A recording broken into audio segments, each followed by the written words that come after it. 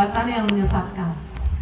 Sebelum bicara pengobatan menyesatkan, sebenarnya ini ada yang perlu diperhatikan sama ibu-ibu mengenai pengobatan. Saya agak bangun dikit kali ya, biar kelihatan. Jadi gini Bu, kalau ketika kita lagi berobat, seringkali ibu bilang begini, misalnya ada yang ngomong gini, tahu nggak, kalau berobat sama dokter A, jangan sama dokter B, wah obatnya manjur. Saya mau berobat sama dia, langsung sembuh. Emang nggak berobat kemana-mana, langsung sembuh, dari dia malah langsung sembuh. Nah itu perkataan ada unsur apanya tuh? Syirik. Kok bisa? Padahal itu kan perkataan kita sehari-hari, maksudnya kebiasaan umumnya. Karena dia menyandarkan kesembuhan, meyakinkan kesembuhan itu datangnya dari dokter. Padahal yang harus kita yakini kesembuhan datangnya dari Allah. Dari doanya deh ibu baca. Doanya ketika sakit, doanya gimana? Ayo, kalau sakit gimana Bu doanya Bu? Gak pernah sakit nih kayaknya nih. Salawat. Allahumma rabban nas, ajibil bas, ishfi anta syafi, la shifa illa shifauka, shifaan la yughadiru saqama. Nggak hafal nggak apa-apa, nggak diomelin mas saya, nggak ada ujiannya. Pakai bahasa Indonesia juga nggak apa-apa, bener. Misalnya nggak hafal doanya, pakai bahasa Indonesia itu juga nggak lengkap sesuai doanya pun nggak apa-apa. Yang penting kita paham maksudnya. Ya, misalnya ya Allah sembuhkanlah saya, itu langsung juga boleh gitu. Yang penting kita yakin dengan doa tadi kalau yang menyembuhkan hanya Allah. Kalau saya terjemahkan doa yang panjang tadi, doanya begini, ya Allah Tuhan manusia, sembuhkanlah penyakit pada saya. Ini buat jenguk orang sakit juga boleh, pada orang yang sakit. Karena Engkau Maha Penyembuh, tidak ada kesembuhan kecuali dengan kesembuhanmu. Enaknya kayak diri aja kali ya.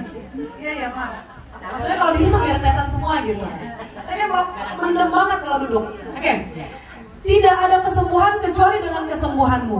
Kesembuhan yang tidak dihinggapi penyakit lagi. Itu arti dari doa yang tadi kita baca. Tapi ada doa yang lebih dianjurkan oleh Rasulullah. Tadi doa untuk orang yang menjenguk orang sakit. Ini doa ketika kita lagi sakit. Kata Rasulullah SAW apa doanya? Kita sakit kepala atau sakit pundak misalnya. Kita pegang bagian yang sakitnya, dibaca dengan tangan kanan. Doanya apa? Tadi saya udah mulai dengar ya, ada yang baca. Bismillah, Bismillah, Bismillah.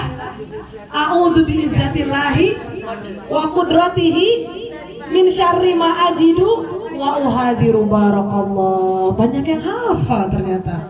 Ya. Jadi itu dibaca 3 kali. Ya, atau 7 kali juga boleh. Diperintahkan situ 7 kali bismillahnya. Bismillah, Bismillah, Bismillah. A'udzu biizzatillah wa qudratihi min syarri ma ajidu wa uhadiru. Ada tahu artinya? Bismillah, dengan menyebut nama Allah. A'udzu biizzatillah, aku berlindung dengan kemuliaan Allah. Wa qudratihi, dan kekuasaannya. Min syarri ma ajidu wa uhadiru, dari apa-apa yang aku derita sekarang dan apa-apa yang aku cemaskan. Bu kalau lagi sakit rasanya gimana Bu? Ya gue mati dah. Gitu gak? Ya lama gue mati dah. Ya jantung ada di gue. Ya stroke dah. Ya. Gitu gak? Cemas gak? Khawatir gak? Nah makanya doanya seperti tadi. Aku berlindung dengan kekuasaan Allah, berlindung dengan kemuliaan Allah dari apa yang aku derita nih lagi dirasain nih. Nyesek, pusing, demam, flu, gak berhenti-berhenti. Langsung deh hatinya cemas. Nah, jadi doanya tepat sekali. Juga termasuk untuk mendoakan yang sakit juga sambil dipegang bagian sakitnya. Jadi bukan berarti datang nengokin orang sakit, geroyokan, cerita, ngalor ngidul, tawa-tawa. Boleh kalau sudah mendoakan. Tapi malah adabnya menjenguk juga jangan lama-lama karena dia butuh istirahat. Ya. Jadi setelah didoakan tadi kita lalu yakin, jangan sekedar doa. Makanya doanya harus paham maknanya. Kan tadi saya bilang nggak perlu dihafal kalau belum hafal. Kalau gara belum hafal doanya, ya saya nggak sembuh-sembuh loh, belum hafal doanya. Jangan begitu juga. Kita sudah tahu artinya, maknanya kita paham. Kita ngomong gini deh, Allah, ini saya sakit, takut banget ya Allah nih, takut stroke saya misalnya. Takut nyesek nih jantung, takutnya jantung yang kena ya Allah. Ya Allah, saya yakin aja sama Engkau ya Allah. Ini saya yakin dikasih sakit karena Allah sayang sama saya. Karena Allah pengen saya tobat.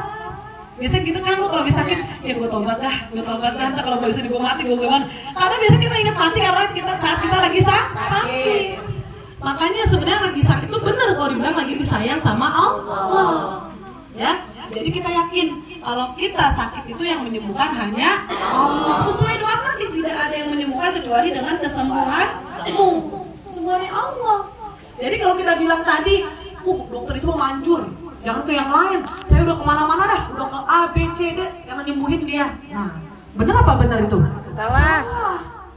Hati-hati ya, baik-baik. Itu udah masuk syirik, udah sesat. Ini kadang ibu-ibu nih, saya tahu nggak, udah dokter A, B, C, D, disembur sama mak Ogen. Misalnya, mak siapa deh namanya? Sama Nyai misalnya gitu.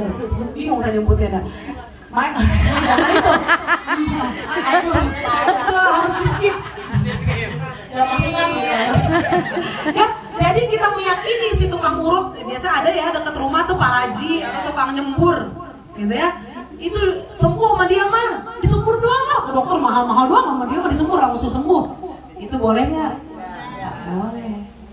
Mau sama tukang urut, mau sama dokter, tetap yakinnya yang menyembuhkan kita hanya Allah. Mereka semua adalah perantara.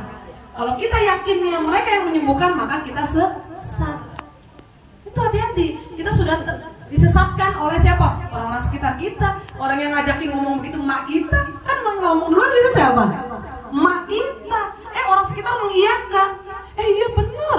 Saya juga, anak saya, cucu saya semua agak kemana-mana dah, nggak ada yang ke dokter, sama dia aja udah baik, disembur. Hati-hati. Jadi ibu, kalau saya pribadi, saya memang ketika sakit tidak ke dokter dulu, apalagi disembur. Mendingan saya nyembur. Lah, mereka nyembur pakai doa. Misalnya ibu punya anak, punya cucu, biar sembuh, dibawa ke tukang urut biar disembur. Iya, bukan cuma bawa jengkol, bakteri, kuman. Mending masih bawa jengkol. Kalau kena bakteri, kena kumannya, virus bagaimana coba? Mending kalau cuma virus, bakteri yang sifatnya ibaratnya penyakit virus syirik itu yang bahaya. Ya. Jadi kalau kita sakit nih Bu, baiknya gimana sih? Bekam Salah satunya. Ini salah satu obat yang dianjurkan dan langsung dipraktikkan oleh Rasulullah SAW. Ya, bekam. Selain ini, pertama dulu ya, kan masa kita baru puyeng dikit langsung bekam kan enggak dong. Lagi di jalan ilokan, lagi buru-buru bekam kan enggak, keluar tuh ilokan. Hah? Fasdul juga masih jauh. Fasdul bekam hampir sama ya. Jadi kalau kita baru sakit, misalnya baru flu, baru demam, baru pusing, lemas, itu ngapain dulu? Rebahan dulu kan, biasanya istirahat dulu. Istirahat, jangan langsung minum. Ada Neosep nggak? Mixagrip deh, Mixagrip. Promah. Atau nggak apa? Obatnya biasanya ibu Oskadon gitu. Belum ada ya?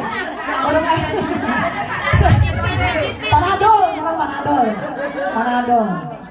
Dari kata saya apal, saya kagak pakai. Enggak, saya nggak pernah minum itu satu pun, nggak pernah. Air putih yang banyak. Ya ntar saya kencing mulu, mendingan kencing mulu daripada cuci darah. Ya kan? Minum yang banyak. Tapi minumnya jangan sampai malam. Dari bangun tidur ibu sampai menjelang maghrib minum sebisa mungkin yang banyak. Entah lah kapan puasanya. Kalau puasa bagaimana? Puasa mah beda. Insya Allah aman. Jadi sahur minum yang banyak, jangan banyak-banyak, nyicil dari jam 3 minum, jam 4 minum, menjelang adzan minum. Ntar buka puasa ya minum lagi sampai biasanya isya aja. Kalau malam minum sekedarnya aja, biar nggak pengen pipis terus. Ntar gara-gara saya jadi pipis mulu, mama nyalain saya lagi. Ini disuruh saja minum jadi pengen pipis terus nih kan. Minumnya ada waktunya. Nah setelah minum air putih ngapain? Istirahat, minum air putih. Tidur boleh, lebih bagus tidur. Sebelum tidur ngapain? Baca doa. Tadi yang penting tetap berdoa. Berdoa ketika sakit, dipegang bagian sakit, ya kita doa dulu. Kalau bingung doanya, bahkan sampai ingat mati, sampai ya ini mah saya banyak dosa, ini kemarin habis ngomongin si A, habis julitin si B, Masya Allah, kan suka begitu. Ada rasa-rasa begitu. Itu bukan cuma berdoa, banyak beristighfar. Istighfar, zikir yang banyak, sampai ketiduran. Jadi menjelang tidur cuman jangan sambil main HP.